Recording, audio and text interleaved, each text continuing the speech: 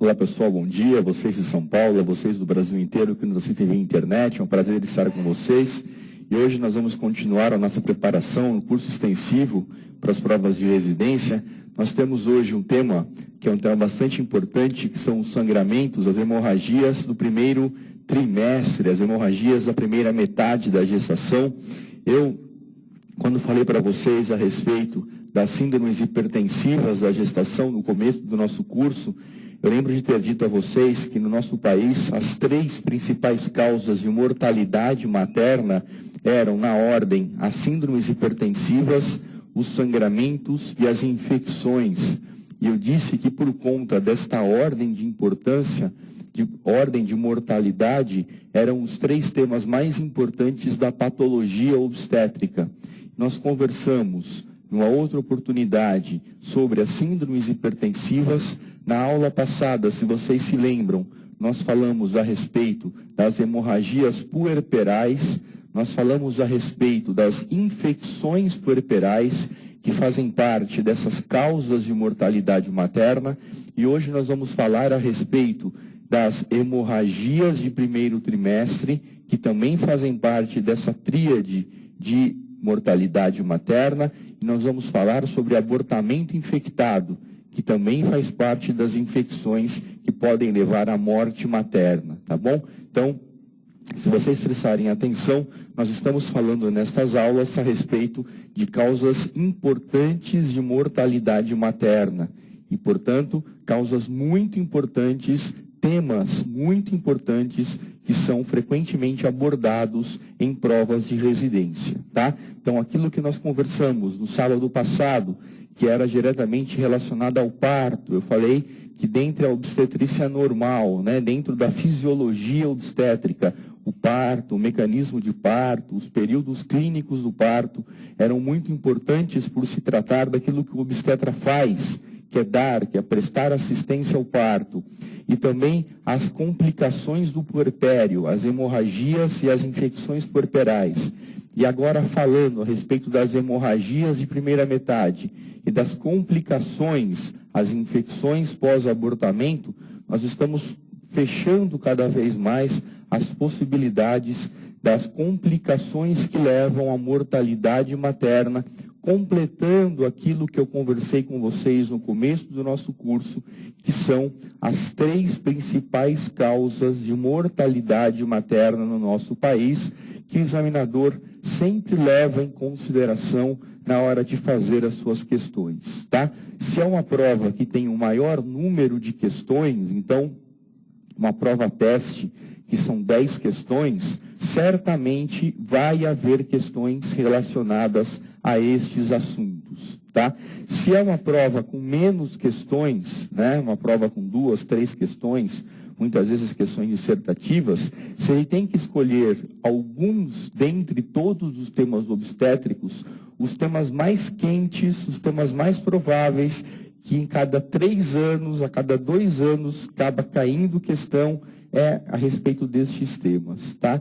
Então, prestem sempre muita atenção, coloquem aí um asterisco, pintem de amarelo quando vocês forem destacar os temas mais importantes, que estes temas certamente são valiosos, têm que ser sabidos, têm que estar na ponta da língua na hora de você fazer a sua prova da residência, tá bom? Então, vamos começar a falar a respeito do abortamento. Bom, a definição de abortamento é o término da gestação antes de 20 semanas ou um feto até 500 gramas, tá? Então, a OMS dá essas 2 definições, ou término da gestação antes da 20ª semana ou um feto até 500 gramas.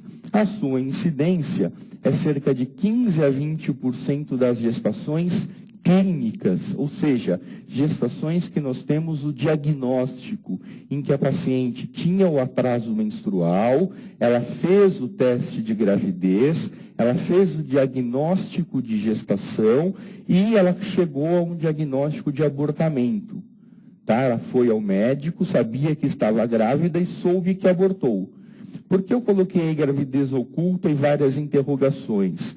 Porque podem existir muitas outras mulheres, uma porcentagem muito maior de mulheres que engravidam, não sabem que estão grávidas e que perdem o bebê sequer antes de saber que estavam grávidas, né? Então, a mulher, por exemplo, teve a ovulação, teve a relação sexual, engravidou e antes da implantação, esse feto, esse embrião é desprezado sequer antes de haver a implantação. E aí você vai dizer, então nem houve gestação porque não houve nidação.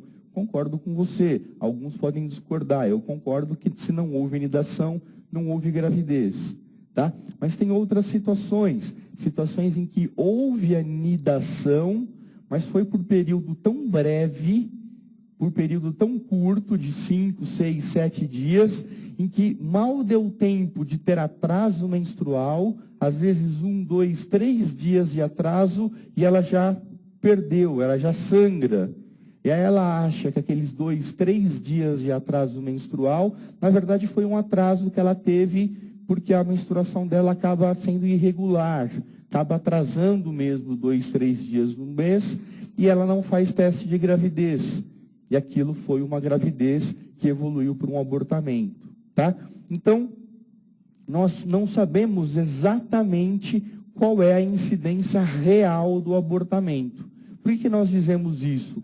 Nos ciclos de reprodução assistida, que são aqueles ciclos que nós sabemos que tem embrião, nós fazemos o embrião no laboratório, nós colocamos o embrião dentro do útero, portanto a mulher, digamos, está grávida, ou pelo menos ela carrega um embrião dentro do útero, em apenas 35, 40% das vezes ela está grávida. Nas outras 60, 65% das vezes, ela não engravida. Portanto, a chance dela ter um abortamento, a chance dela não estar grávida, é muito maior do que 15 a 20%. Tá? Então, por isso que se questiona que essa gravidez oculta seja muito maior do que se estima 15 a 20% das gestações clínicas que evoluam para abortamento. Tá bom? Mas se considera abortamento clínico, né, 15 a 20% das vezes. Podemos dividir a etiologia em 2 grandes grupos. Os abortamentos espontâneos, sendo que 80% das vezes ele acontece até a 12ª semana, e os abortamentos provocados. Lembrando que dentre os abortamentos provocados, temos a importância do misoprostol. O misoprostol é uma droga sintética, é uma prostaglandina sintética, que foi primariamente desenvolvida para tratamento de úlceras pépticas.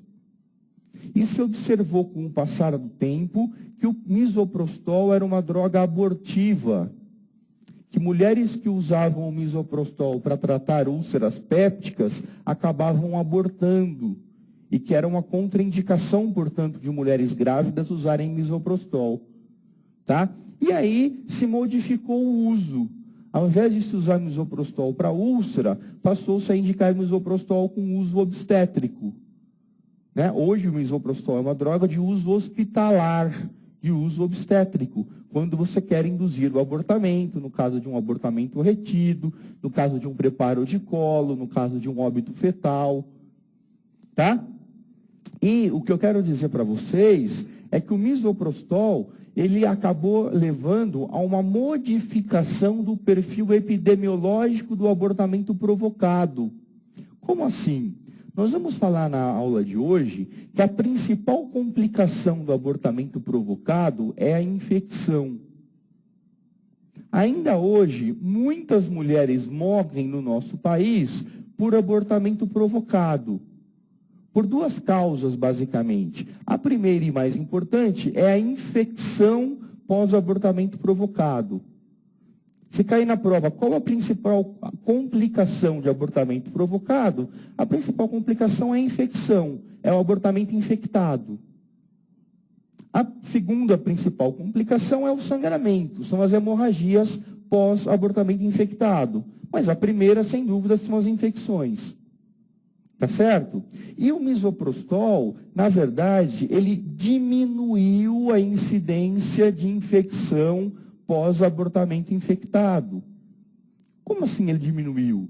Antigamente, veja, independentemente do abortamento ser permitido ou proibido, e no nosso país ele sempre foi proibido, as mulheres, de uma maneira ou de outra, que não desejam engravidar, buscavam e buscam o abortamento. Tá? É, na verdade, uma maneira irreal, né, você tentar coibir o abortamento proibindo em lei. A gente sabe que não é proibindo na lei que você vai evitar que isso aconteça. A gente observa isso nos hospitais no dia a dia. Então, quando não tinham misoprostol, o que as mulheres, as moças faziam para abortar eram as maneiras mais cruéis possíveis. Então, era a introdução por via vaginal dentro do útero de materiais contaminados, então de sondas de Foley, de agulhas de tricô, de pedaços de objetos, corpos estranhos, de agulhas, enfim, era a introdução de materiais de corpos estranhos pelo útero na tentativa de retirar o material intrauterino. E isso levava a complicações infecciosas extremamente graves. Hoje em dia, a maneira que se utiliza, na grande parte das vezes, para provocar o abortamento, é a utilização do misoprostol, que é uma droga que tem os seus riscos, especialmente riscos hemorrágicos, mas que tem uma incidência de complicação infecciosa muito baixa.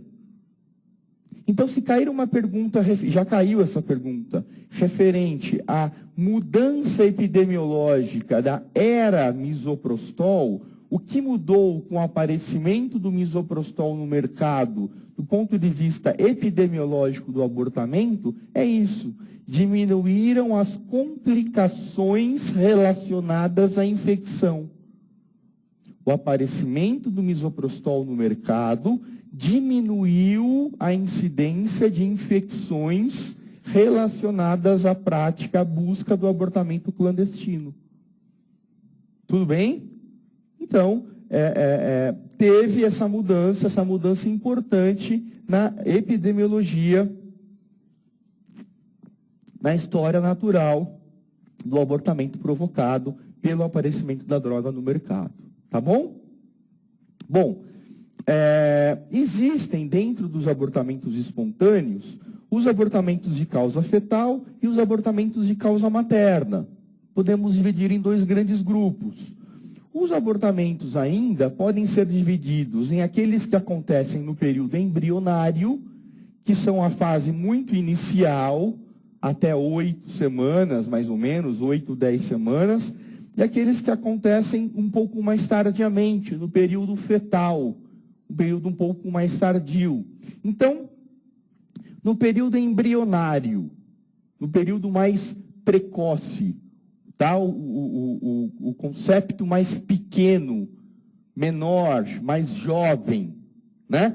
Então, alterações cromossômicas, as trissomias, as monossomias, a idade materna e paterna avançadas, a insuficiência de corpo lúteo, já vamos falar sobre ela daqui a pouco, as endocrinopatias maternas, o hipotiroidismo subclínico com anticorpos antitireoidianos, os fatores maternos, como as doenças sistêmicas, os fatores imunológicos, as infecções por HIV, por sífilis, por herpes, por ureaplasma, micoplasma, por clamídia.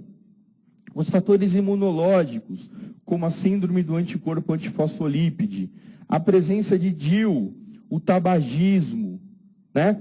A presença de DIU, gente, nós sabemos que mulheres que engravidam, já falei isso para vocês na aula de pré-natal e vou repetir hoje, mulheres que engravidam na vigência, na presença do DIU, a conduta é retirar o DIU. Tá? Se houve falha do método, se ela engravidou usando o DIU, a conduta é retirar o DIU. Você vai dizer, mas ao retirar o DIU tem risco de abortamento? Tem, mas deixar o DIU intrauterino, o risco de abortamento é maior. Tá? Então, sempre que possível, tentem tirar o DIU, porque deixar o DIU dentro do útero aumenta o risco de abortamento. Olha aí o que está neste quadro. O DIU aumenta o risco de abortamento. Tá bom? Tabagismo. O consumo diário de mais de 14 cigarros ao dia dobra os riscos de abortamento. Dobra os riscos de abortamento. Tá? Então é importante a orientação com relação a parar de fumar. Fala o pessoal da técnica, o meu cronômetro não está funcionando. Ok? Obrigado. Então, esses são fatores relacionados ao período embrionário. Ao período fetal, então, aqueles relacionados a fetos maiores, tá? E nós vamos falar algumas causas específicas e importantes relacionadas a este período. A incompetência istmo-cervical, tá? Quando são fetos maiores, quando são conceptos maiores. As patologias uterinas, então, os septos, os miomas, as malformações. As gemelaridades e as malformações fetais. Aqui não estamos falando de cromossomopatias, estamos falando de outras malformações. Por exemplo, as cardiopatias, tá? As anencefalias. Estamos falando de malformações de órgãos, de sistemas, que não necessariamente envolvidas com alterações genéticas. Que muitas vezes essas alterações de órgãos e sistemas não estão diretamente relacionadas com cromossomopatias e que podem levar a perdas fetais, a abortamentos mais tardios. Tudo bem?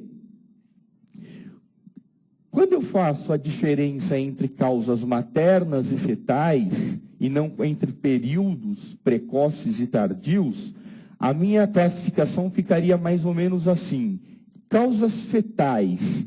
Quais seriam causas fetais de abortamentos? Primeiro, as alterações genéticas ou cromossômicas. Então, são problemas no feto, na formação daquele feto, na gênese, na embriogênese daquele feto, relacionado com a sua carga genética, seja do gene ou do embrião. E aí, o que você vai observar é uma elevada incidência de gestação anembrionada. A alteração acaba sendo tão grave que a natureza precocemente aborta aquela gestação. Olha o termo que nós utilizamos. Aborta a gestação, interrompe a gestação. Então, o embrião sequer se forma. É aquela gestação que você faz ultrassom no começo da gravidez e você só enxerga o saco gestacional, nem enxerga o embrião. Por isso que eu falei lá na divisão de tempo, que são gestações que se interrompem precocemente, na fase embrionária, até 8, 10 semanas. Tudo bem? Então são causas fetais. É na embriogênese que ocorreu o problema. Você pode ter, como eu acabei de falar para vocês também, as anomalias morfológicas. Também são causas fetais. Então, um feto que tem uma alteração cardíaca, ele tem, por exemplo, uma tetralogia de Fallot. A tetralogia de Fallot é uma malformação cardíaca compatível com a vida. É possível que nasça, que sobreviva, que seja operado, que viva até a idade adulta, né? Mas vamos supor que seja um caso onde, junto com a tetralogia de Fallot, tenha outras malformações e que o feto não resista à vida intrauterina, venha a falecer. É uma malformação, é uma cardiopatia que foi incompatível com a vida. Uma hipoplasia de ventrículo esquerdo. A presença de rins policísticos bilaterais. São situações muito graves que muitas vezes acaba levando a um abortamento precoce, um abortamento tardio. Tá? Então, existem malformações fetais que, grande parte das vezes, são letais. Não permitem a vida intrauterina e algumas delas permitem a vida intrauterina, mas não permitem a vida extrauterina. São causas fetais de abortamento. Tá claro? Então, falamos de causas embrionárias e causas fetais, todas relacionadas com o concepto. Tá? Vamos falar de causas maternas. Então, entre as causas maternas, tem as doenças sistêmicas. Então, o que pode levar a abortamento relacionado à mãe? As infecções. Então, doenças virais, rubéola, hepatite, citomegalo. A mulher está grávida e pega a rubéola. Isso pode levar a um abortamento? Pode. A mulher está grávida e pega uma hepatite. Pode levar a abortamento? Sim. Ela está grávida e fica com uma pneumonia. Pode abortar. Está grávida no comecinho da gravidez e se infecta por toxoplasmose. Pode abortar. Então, infecções virais, bacterianas ou por protozoários são causas de abortamento. Mas também doenças sistêmicas. Então, diabetes mellitus descompensado, uma tireoidopatia, um hipotireoidismo descompensado pode levar a um abortamento, trombofilias extremamente comum, mulheres com trombofilias, inclusive terem abortamentos de repetição, terem um mau passado obstétrico por conta das trombofilias. Tá? Então, é comum. Desnutrição é algo que se discute. Não se sabe se a desnutrição é realmente um fator de risco para abortamento. Alguns acreditam que sim, outros questionam esse fator de risco. A literatura a maioria dos autores acreditando que sim, mulheres desnutridas teriam maior risco de ter abortamento até de repetição. Com relação aos fatores imunológicos, eu gostaria que vocês prestassem atenção a essa hipótese. É uma hipótese. Como é que funcionaria isso? Nós acreditamos que para que a gravidez evolua bem, deva ocorrer uma incompatibilidade do HLA. Eu friso bem, incompatibilidade. Tá? Vejam. Nós temos um sistema imune que ele está treinado para reconhecer tudo que não é nosso. Então, se eu recebo um vírus, uma bactéria, um protozoário, um corpo estranho qualquer, meu sistema imune vai lá e ataca este corpo estranho. Se eu recebo um rim que não é meu, se eu recebo um fígado que não é meu, se eu recebo um pedaço de qualquer coisa que não é meu, o meu sistema imune vai lá e ataca este corpo estranho, não é assim? Vocês já pararam para pensar que o embrião é 50% seu e 50% não seu?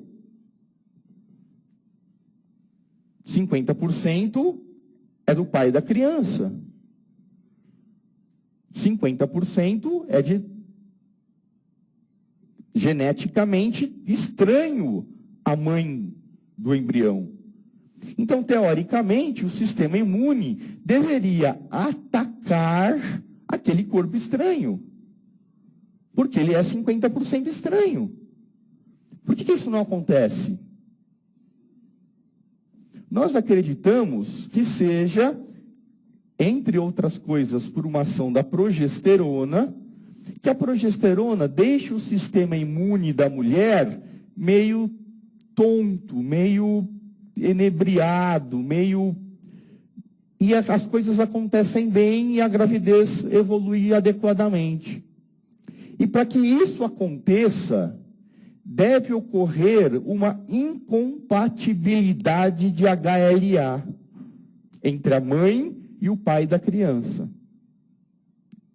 Que quando existe uma compatibilidade do HLA, a mãe sempre reconhece o embrião como não self, vai lá e ataca esse embrião. Então, eu vou repetir. Quando acontece uma compatibilidade do HLA, a mulher reconhece o embrião como algo não dela, ela não fica com o sistema imune meio bobo, o sistema imune fica plenamente consciente e ataca o embrião. Se o embrião é atacado, o que acontece? Ela aborta. E isso acontece quantas vezes ela engravidar. Então, essa mulher que tem com o seu parceiro uma compatibilidade HLA, o que ela vai ter clinicamente? Abortamentos de repetição. Isso, gente, é uma teoria. Tá? Ainda não ficou comprovado, isso é algo que ainda se estuda, para o qual ainda não se tem tratamento correto. Alguns falam que tem que se fazer vacina de linfócitos, outros falam que tem que fazer tratamento com corticoide, alguns falam que a explicação disso está nas células natural killer, mas é uma hipótese que é muito falada, que eventualmente pode ser perguntada em prova, mas que você não tem uma aceitação plena na literatura como sendo algo, mas é uma teoria bastante falada que vocês têm que saber, têm que ouvir falar sobre ela. Tá?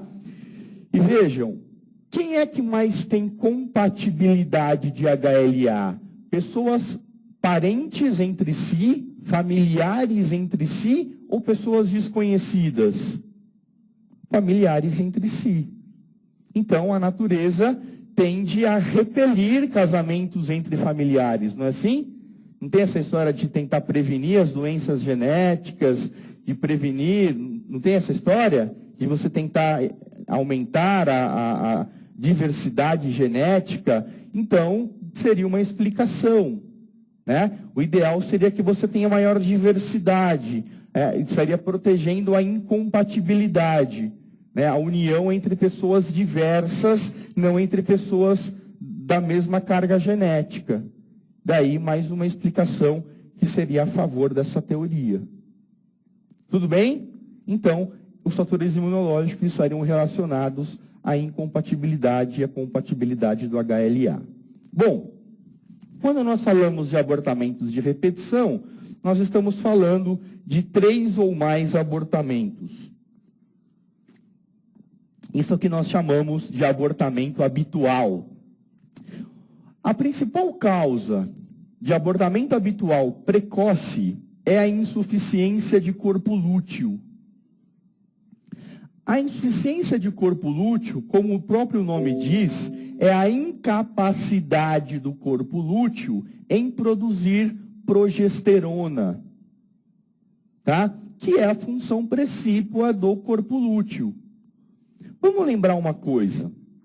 Você tem lá o folículo que está crescendo, o folículo que se torna o folículo dominante, que ovula e que se transforma no corpo lúteo. O corpo lúteo, nos primeiros momentos, nos primeiros dias, começa a produzir progesterona, que é o hormônio da gestação. Progesterona, progestação. Tudo bem? Esse corpo lúteo começa a produzir progesterona, e ele vai produzindo progesterona até um determinado momento em que ele recebe ou não, de dentro do útero, um sinal que vai dizer para ele: olha, corpo lúteo, continue a trabalhar. Eu estou aqui dentro me desenvolvendo. Que sinal é esse? É o HCG. Quem que manda esse sinal para o corpo lúteo dizendo continue a trabalhar? O embrião. Então vejam, a partir do momento que ocorre a fertilização, este embrião fertilizado vai para dentro do útero.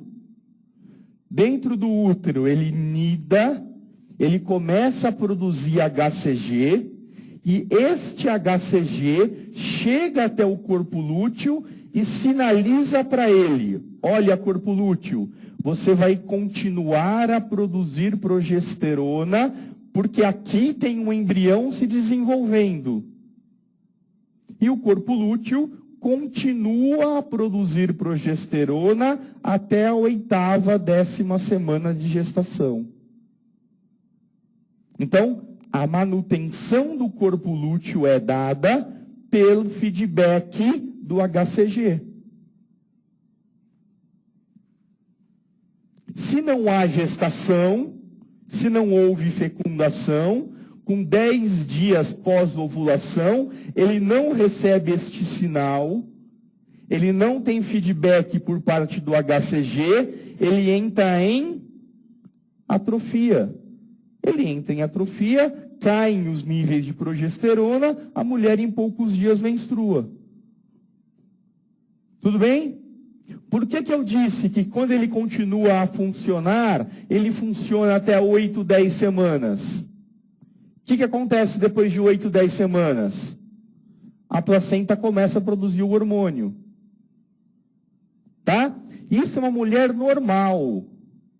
Esta é uma gestante que tem o funcionamento normal do corpo lúteo. E uma mulher que tem uma insuficiência de corpo lúteo, o que ela não produz? Progesterona.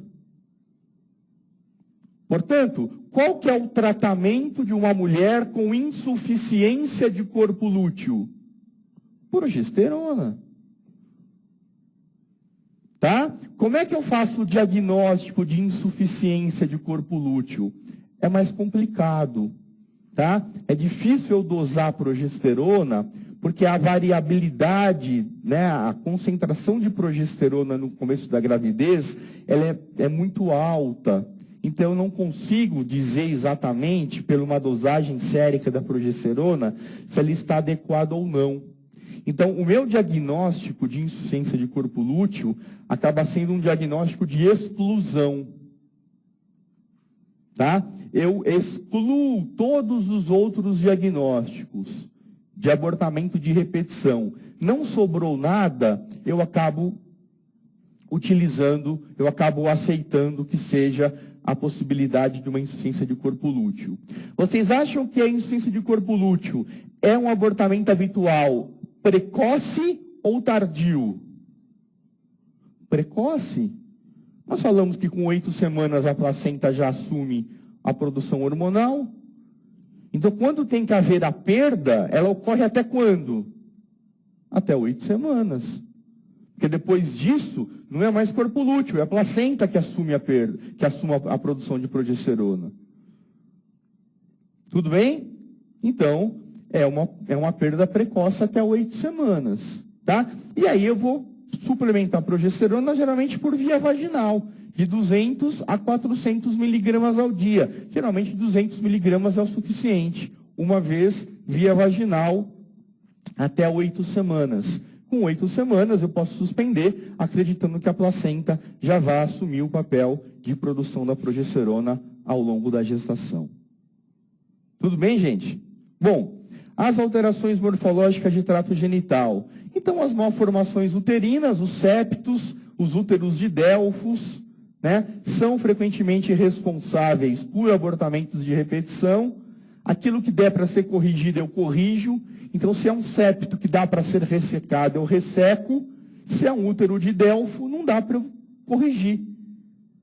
Aí você vai dizer, mas como é que eu faço, então, com uma paciente com abortamento de repetição e útero de Delfo? Eu vou dizer, olha, a única maneira é tentar até que um momento em que ela consiga levar uma gravidez adiante. Nós não temos ainda, infelizmente, a possibilidade de transplante de útero. Aquele útero que ela tem é aquele útero que nós vamos tentar levar uma gravidez adiante. Não temos outra possibilidade. Tá? Diferente da incompetência cervical. A incompetência cervical é a principal causa de abortamento habitual tardio. Tá? O diagnóstico da incompetência cervical é feito por uma história clínica bem feita. Essa história clínica leva em consideração uma história frequentemente de uma perda fetal cada vez mais precoce. Então ele te conta assim, olha, a primeira gestação eu perdi, eu tinha 25 semanas. Eu estava em casa, vendo TV, na sala, sentada, de uma hora para outra rompeu a bolsa, eu fui para o hospital, nasceu. A senhora não sentiu dor? Nenhuma. A senhora teve contração? Nada. A segunda gravidez, 2 anos depois, com 20 semanas, aconteceu a mesma coisa.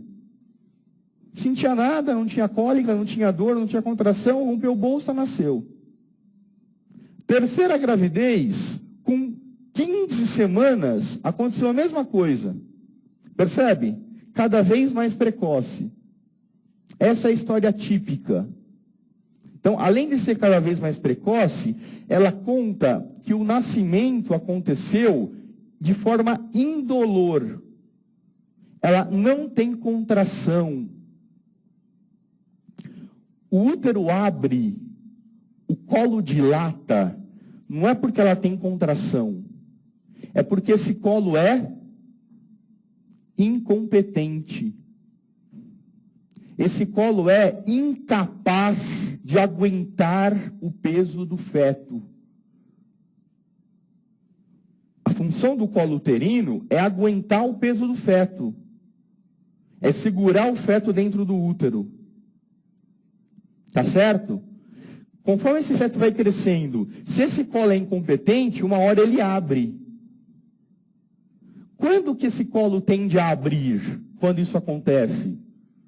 Quando o feto começa a pesar. Quando o feto começa a ficar pesado. Ele começa a ficar pesado com 8 semanas, quando ele mede 1,5 centímetros. Ele fica pesado quando ele tem 10 semanas, que ele mede 2,5 centímetros. Ele começa a ficar pesado quando ele tem 14, 15 semanas, 18 semanas. É quando o colo começa a dar sinais de que vai abrir. Então, a manifestação, a perda fetal por incompetência cervical, geralmente se manifesta quando? Precoce ou tardiamente? Tardiamente. Por isso que é a principal causa de abortamento habitual, tardio. Tardio e não precoce. Tá? Então, o diagnóstico pode ser feito pela história clínica ou por exames subsidiários. Fora da gravidez, você pode pedir uma histerosalpingografia e observar o formato do colo, o comprimento do colo, o canal cervical, tá? Fazer uma ultrassonografia pélvica para medir o colo, para ver o formato do canal, tá certo? O tratamento vai ser uma cerclagem cervical. Então, durante a gestação, se você tem previamente o diagnóstico, ou se você desconfia durante a gestação, no ultrassom de rotina, o colo está curto, o colo está muito curto, ou você fez um exame ginecológico de toque, com 12, com 13, com 18 semanas, o colo já está aberto, e você desconfia de uma incompetência cervical, o que você tenta fazer é uma cerclagem. O que é uma cerclagem? É você dar ponto ao redor do colo. Você dá ponto para fechar este colo. Você dá um nó. Olha aqui no meu diapositivo. Você dá um nó ao redor do colo. Você dá um nó. Então você passa 2 pontos, um embaixo e um em cima, e você fecha. Aqui é a mesma coisa, ó. Olha aqui, ó. Olha aqui essa foto aqui, ó. Então você passa o ponto ao redor do colo. Então você passa esse ponto aqui ao redor do colo, olha lá. Dessa forma que está mostrada aqui. E você puxa. De maneira a fechá-lo. Então é como se estivesse num saco de batatas, que você passa esse ponto aqui, você faz assim, ó. Fechando essa boca do saco. Fechando a boca do colo. Tá? Quando é que você faz esse procedimento? Com 8 semanas de gravidez? Com 10 semanas? Não, com 13, 14, que é o momento onde pode ocorrer o início do risco da perda. Tá? Quando é que você tira esse ponto? Com 37 semanas. É um procedimento de risco? É. Você está passando um ponto perto do colo, você tá no colo, perto da bolsa. Tem risco de romper a bolsa. O fio é um corpo estranho. É um fio cirúrgico, ele é estéril, mas ele está no local infectado, que é a vagina. Pode levar a uma infecção, pode infectar, pode dar uma coriamnionite. Tá? Mas é um método que é eficaz em 60% das vezes, não é 100%, é 60%, 70% das vezes, acaba tendo sucesso e a gravidez chega até o termo. Tá? Então, a ciclagem cervical é o tratamento preconizado para as mulheres com incompetência cervical. Tá bom? Bom, clinicamente, como é que eu classifico o abortamento? Eu posso classificá-lo em ameaça de abortamento, abortamento iminente, em curso ou inevitável e em abortamento completo. A ameaça de abortamento é um descolamento tecidual. Tá? É parte do saco gestacional que desgrudou da decídua, que descolou da decídua. A evolução dessa gestação é incerta, ou seja, eu não sei como vai evoluir. Pode evoluir muito bem, pode evoluir mal. Tá? Clinicamente, a altura uterina é compatível com o atraso menstrual, pois ela ainda está grávida. Então, se ela está com 10 semanas, o útero está aumentado para 10 semanas. Se ela está de 8 semanas, a altura uterina é compatível para 8 semanas. E o mais importante, o colo uterino está fechado. Grifa isso. Colo uterino impérvio. Colo uterino fechado. Tá? Esta é a ameaça de abortamento. O abortamento em curso, iminente ou inevitável. O nome diz, é inevitável. Ele está em curso, ele está acontecendo, ele é inevitável. O que é a principal característica dele? As transformações cervicais já aconteceram. O colo já está aberto. O bebê já está sendo perdido ou imediatamente será perdido. Já foi, já era, já está sendo. Tudo bem? O que você tem a fazer nessa situação? Vamos antecipar um pouquinho o que eu vou falar daqui a pouco. Abreviar o processo. E quanto mais tempo o colo ficar aberto, maior a chance de hemorragia e infecção. Você quer que o colo fique aberto muito tempo? Você quer que fique sangrando muito tempo? Você quer que fique muito tempo chance de subir bactéria e de infecção? Então, se está aberto, se está sangrando, se está saindo material, o que você deseja? Que isso termine logo. Então, qual que é a conduta frente a um caso de abortamento em curso, iminente ou inevitável? Esvaziar o útero, acabar logo com o processo. Tá? Então, principal característica desse abortamento, grifa, colo permeável ao toque. Colo aberto, colo pérvio. Vocês estão com uma cara de sono hoje que eu estou até com medo. Estou com a impressão que estou falando com as paredes. Quem está em casa não estou vendo, mas aqui no estúdio está assim, está parecendo tudo cara de zumbi. Eu estou falando com paredes. Assim, é aquele cara de sono, fui dormir às 4 da manhã. Tá tudo bem, gente? Estão acompanhando? De verdade? Abortamento completo. Abortamento completo.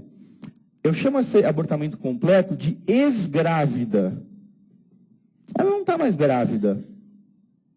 É uma ex-grávida. Ela estava grávida, o colo abriu, eliminou todo o material e voltou a fechar. É um aborto completo. É uma ex-grávida. Acabou. Então, eliminou todo o conteúdo intrauterino. O que aconteceu? A altura uterina está menor do que o esperado. O colo uterino está fechado. Acabou. Ela estava grávida, o útero abriu, eliminou o material que estava dentro do útero, o útero fechou. O útero diminuiu de tamanho, acabou a história. Ela não é mais grávida. Então é um aborto completo. Tá?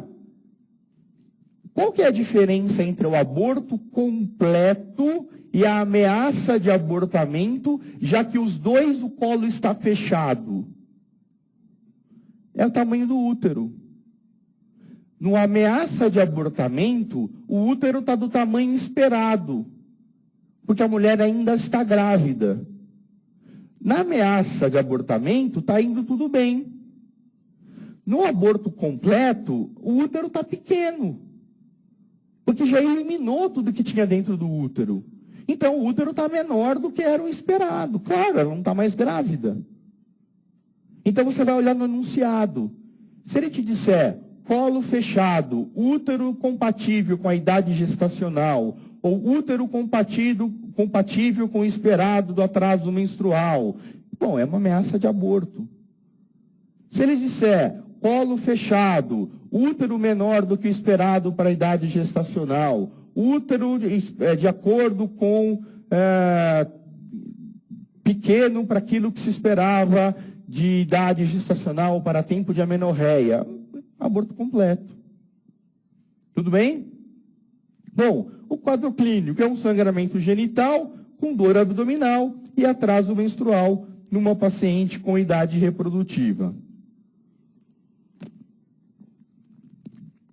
O diagnóstico diferencial. As causas obstétricas são sempre 3 causas que têm que ser diferenciadas, são as 3 causas das aulas de hoje. O abortamento, a gravidez ectópica e a doença trofoblástica gestacional são os 3 temas das aulas que nós teremos hoje.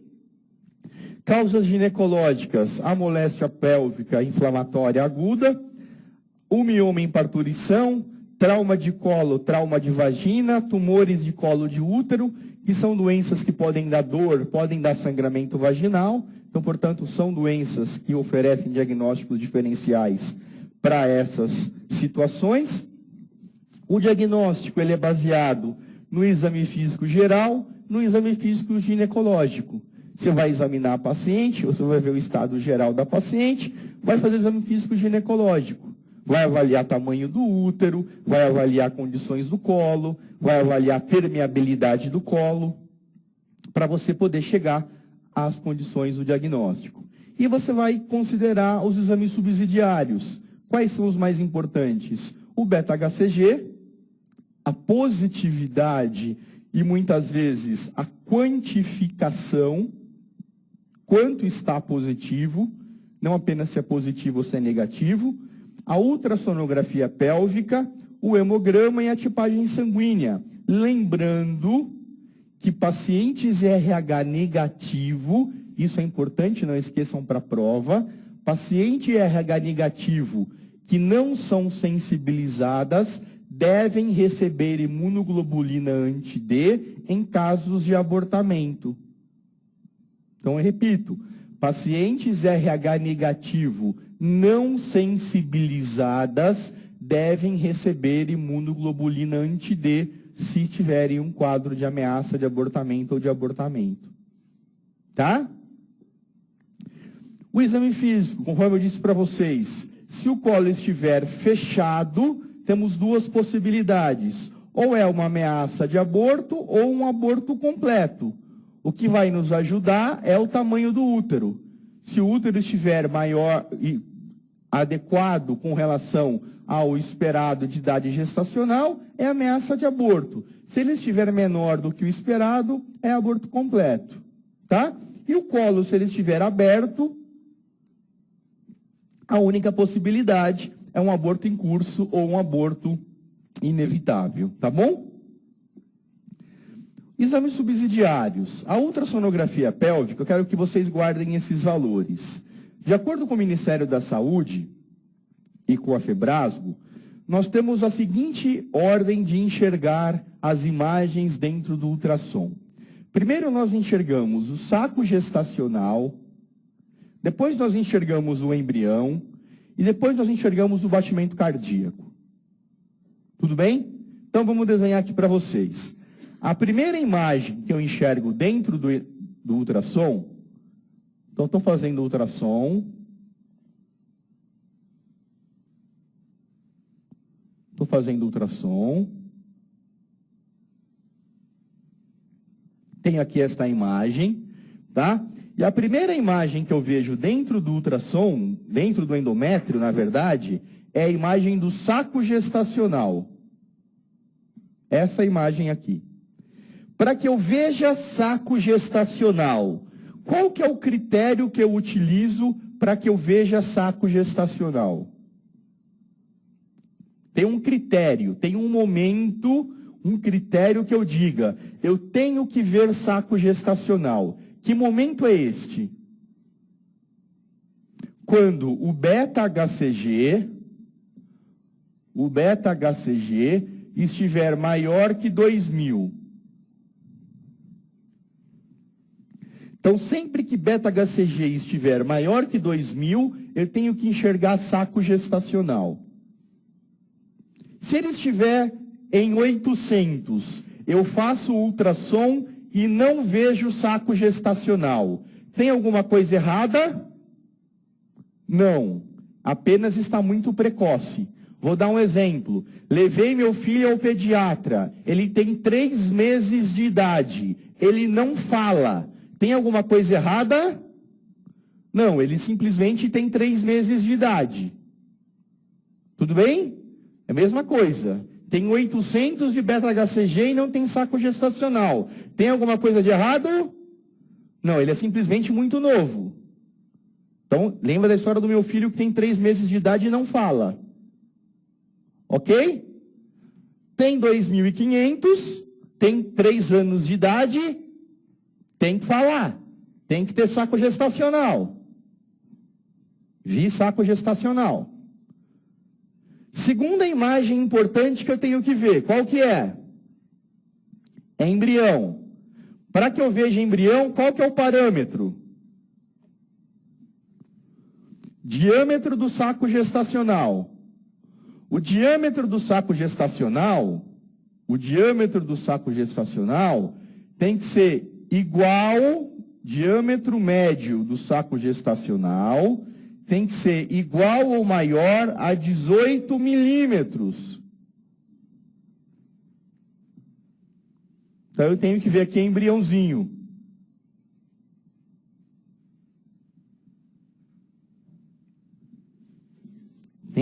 E não anda. Não, ele só tem 5 anos e só senta. Ele não anda. Esse saco gestacional, ele tem 25 milímetros e não tem embrião. Opa! Era para ter embrião e não tem. Tá clara a diferença? Terceiro dado importante de ultrassom. Vou usar o preto que não tem outra cor. Batimento cardíaco. O batimento cardíaco tem que ser identificado quando o comprimento cabeça-nádega for maior que 5 milímetros.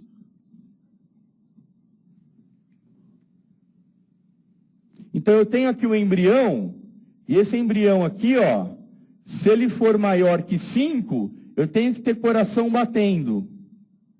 Eu tenho que ter coração batendo.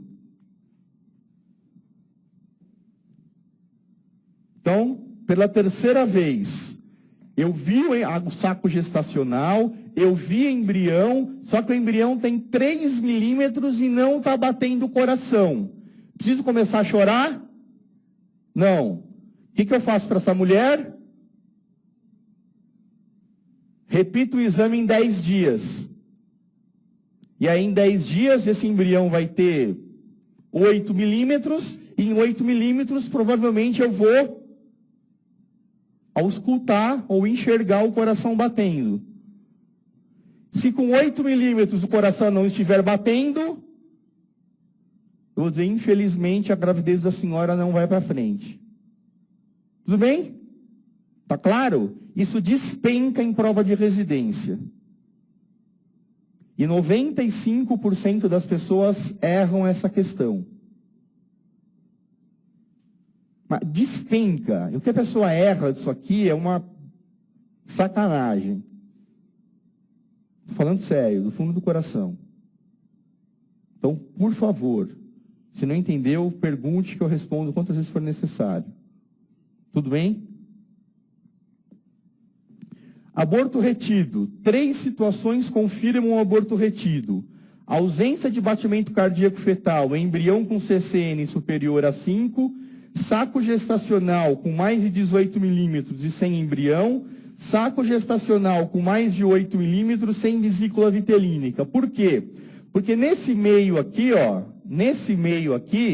nós temos um outro critério, que é a vesícula vitelínica. Então, se eu tenho, antes de aparecer o embrião, eu tenho uma estrutura que aparece aqui dentro, que parece um anelzinho assim, ó, que é a chamada vesícula vitelínica. A vesícula vitelínica tem que aparecer quando o saco gestacional tem até 8 milímetros.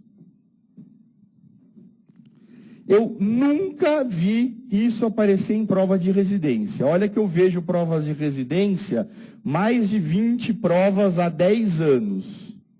Porque os livros de vocês, quem comenta sou eu, todas as questões há 10 anos. Eu nunca vi cair uma questão perguntando sobre vesícula vitelínica. Mas está exatamente assim na cartilha, no livro do Ministério da Saúde.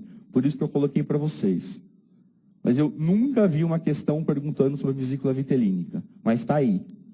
Então, se aparecer, se tiver um saco gestacional e não tiver vesícula vitelínica, quando você tem um saco gestacional com mais de 8 milímetros, você também vai dizer que é um aborto retido. Tudo bem? O tratamento. Se é uma ameaça de abortamento, você vai fazer com que ela fique em repouso e vai dar sedativo. Repouso para quê? Conforto para paciente. Não tem nenhum estudo que mostre que o repouso altere o prognóstico. Entendeu? Ah, mas se ela for trabalhar, vai aumentar a chance dela perder? Não. Se ela ficar deitadinha na cama, não vai melhorar, não vai diminuir a chance dela perder? Não. Mas e se ela ficar com as pernas para cima na cama? Não vai? Não. Nenhum estudo mostrou que repouso melhora a chance de nada. Mas é conforto. Então você vai pedir para que ela faça repouso. E sedativo para quê? Para melhorar a dor, da cólica. Então você vai dar remédio para que ela fique sem dor. Conforto. Médico não tem a função de aliviar a dor? Não é a função do médico aliviar a dor? Então você vai dar conforto para a paciente. Tá? E não tem indicação de progesterona, pelo amor de Deus. Estou cansado de ver médico prescrevendo progesterona para ameaça de abortamento. Não tem indicação de progesterona. Se for um abortamento inevitável, iminente ou em curso, como eu já disse para vocês, a conduta é você fazer o esvaziamento uterino. É você fazer uma curetagem ou uma MIL para resolver o problema. Tá? O quanto antes você fizer, mais rápido resolve o problema. Tá certo? E se for um abortamento retido, ou seja, você tem lá um aborto retido naquelas circunstâncias que eu mostrei para você anteriormente, você vai usar misoprostol e vai na sequência esvaziar o útero. Tá? O misoprostol para ajudar no esvaziamento. Como é que você usa o misoprostol? Se for com menos de 12 semanas, você vai usar 200 microgramas de misoprostol por via vaginal e após 4 horas fazer a MIL ou curetagem. Ou ainda, você pode fazer misoprostol 800 microgramas de 12 em 12 horas em 3 doses e esperar eliminar tudo espontaneamente, sem precisar fazer curetagem.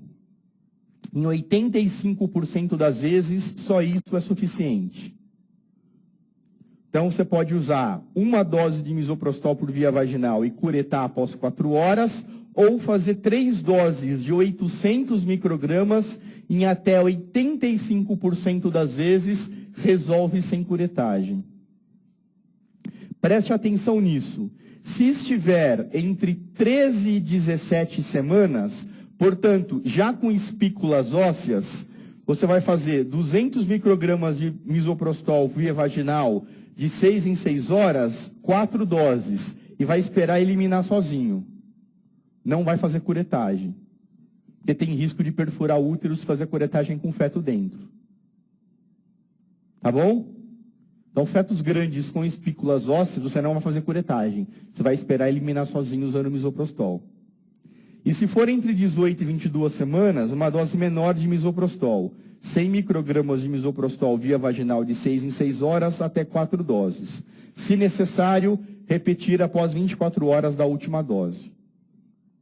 Então, você não cureta após 13 semanas pelo risco de perfuração uterina.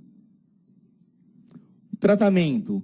As complicações que você pode ter do tratamento: hemorragia, atonia uterina, laceração cervical, perfuração uterina, restos ovulares, coagulopatias.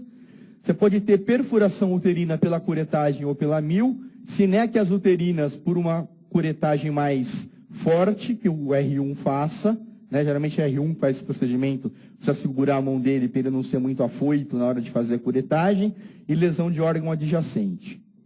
Como eu disse para vocês no começo da nossa aula, a complicação mais importante do abortamento é o abortamento infectado.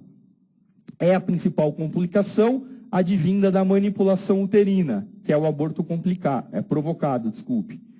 O quadro clínico é febre, alterações da frequência cardíaca, queda do estado geral e o fluxo vaginal purulento. O Ministério da Saúde divide em 3 tipos. O tipo 1, que é um quadro mais leve, uma infecção limitada ao interior da cavidade uterina, com bom estado geral, hipertermia de 38 graus, dor no baixo ventre, colo uterino e útero dolorosos à mobilização. O tipo 2, temperaturas de até 39, taquicardia, algum grau de desidratação, pele e mucosas descoradas, difícil palpação uterina devido à contratura dos retos abdominais em consequência de dor ou reação peritoneal. O toque vaginal revela colo uterino pérvio e bastante dolorosa mobilização, então é um quadro mais grave. E, finalmente, o tipo 3 já é um quadro de choque séptico, onde você tem forma gravíssima por infecção generalizada, altas temperaturas refratárias à medicação, taquicardia, pulso fino, hipotensão, distensão abdominal, desidratação e vômitos, evolução para insuficiência renal aguda e abscessos intraperitoneais. É uma forma de choque. Tá bom? Exames: hemograma com contagem de plaquetas, urina tipo 1, coagulograma, hemocultura, cultura de secreção vaginal e material endometrial, raio-x do abdômen, ultrassonografia pélvica transvaginal e tomografia. O tratamento dos casos de infecção: esvaziamento uterino, antibiótico de amplo espectro, cobrindo gram-positivo, gram-negativo e anaeróbio, e a esterectomia total, se necessário. O que significa total? Tirar o corpo e o colo uterino. Já houve questão onde se perguntava qual era a conduta. As alternativas, 2 delas eram absolutamente idênticas. O que mudava é que uma dizia histerectomia subtotal e a outra dizia histerectomia total. Aí você ficava na dúvida: eu deixo o colo ou eu tiro o colo? E aí parecia óbvio, mas muita gente errou. Você não vai tirar o útero, deixar o colo. Se o útero todo está infectado, não faz sentido tirar um pedaço e deixar outro. Então, se for fazer esterectomia, tirar o órgão inteiro, tirar o corpo e o colo. Tudo bem? Uma paciente com ciclo irregular e sem dor comparece à emergência com discreto sangramento vaginal, colo do útero fechado, grifa, colo do útero fechado e beta-HCG positivo. No exame de ultrassom transvaginal é visualizado um saco gestacional tópico medindo, grifa, 22 de diâmetro médio e apenas conteúdo anecoico em seu interior.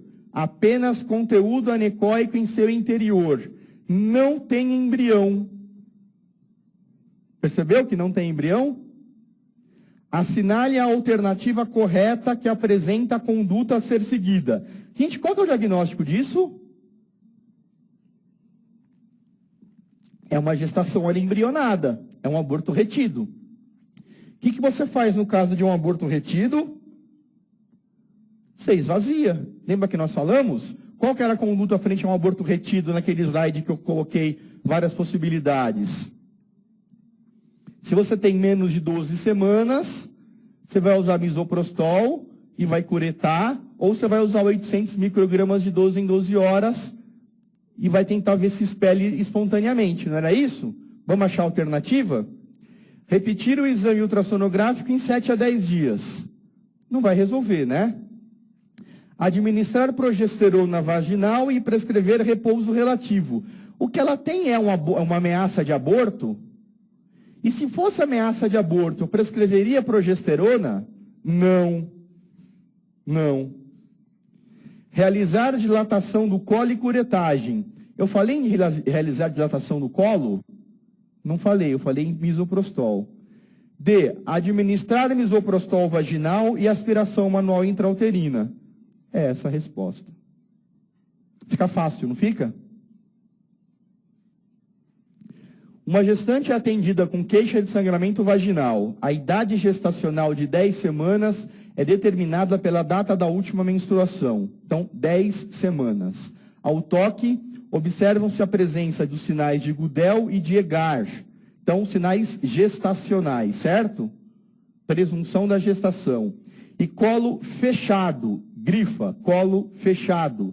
Tamanho uterino compatível com a idade gestacional. Grifa, tamanho uterino compatível com a idade gestacional.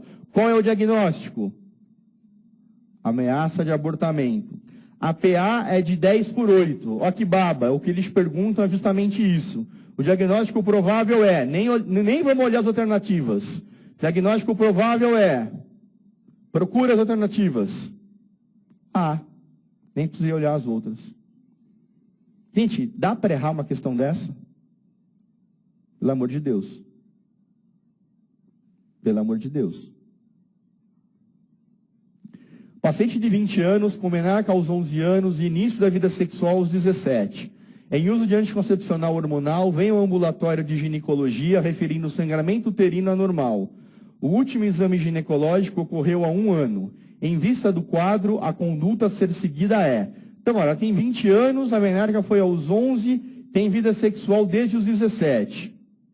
Ela refere sangramento uterino anormal.